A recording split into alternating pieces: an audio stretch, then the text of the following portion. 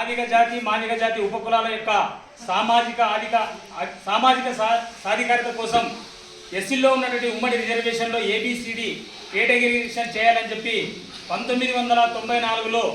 వరంగల్ జిల్లా ఈదుముడి గ్రామంలో ప్రారంభమైన ఉద్యమం అంచెలంచెలుగా ఎదిగి అనేక ఒడిదుడుకులు అనేక మంది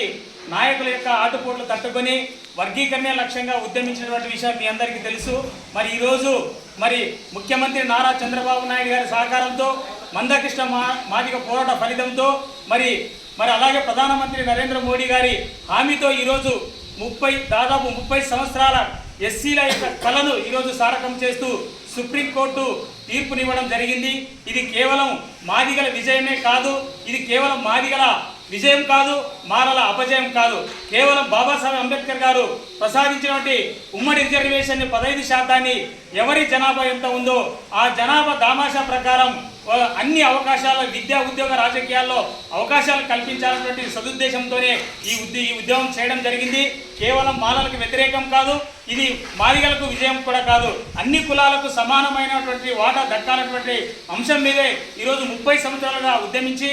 ఈ ఉద్యమాన్ని పూర్తి స్థాయిలో తీసుకెళ్ళినటువంటి ఈ ఉద్యమానికి సహకరించినటువంటి ఏకైక నేత ఎవరైనా ఉన్నారంటే అది కేవలం ఆంధ్రప్రదేశ్ ముఖ్యమంత్రి నారా చంద్రబాబు నాయుడు సార్ అని చెప్పి మీ అందరికీ తెలియజేస్తూ రానున్న రోజుల్లోన ఈరోజు ఎస్సీలకు విద్యా ఉద్యోగ రాజకీయాల ఉపాధి అవకాశాలు కల్పిస్తూ ఈ ఎలక్షన్లోనే ఎస్సీ వర్గీకరణకు అనుకూలంగా మనకు ఎమ్మెల్యేలు ఎంపీ సీట్లు కూడా ఇవ్వడం జరిగింది. కాబట్టి దీనందరూ గమనించి రాబో రోజుల్లో ఎన్డీఏ గవర్నమెంట్ తీసుకునే ఏ నిర్ణయాలకు కూడా అందరూ కూడా మాదిగలంతా కూడా కట్టబడి వాళ్ళకి రుణపడి వారి విజయాన్ని ఆకాంక్షించవలసిన అవసరం ఎంతైనా ఉందని తెలియజేసుకుంటూ అదే స్ఫూర్తితో మా పెద్ద ఎన్ రమాకాంత్ రెడ్డి గారు కూడా ఈ మండలంలో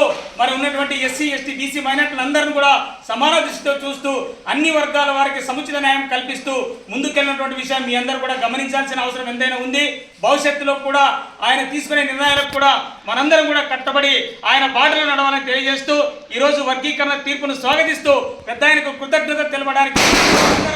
చెప్పి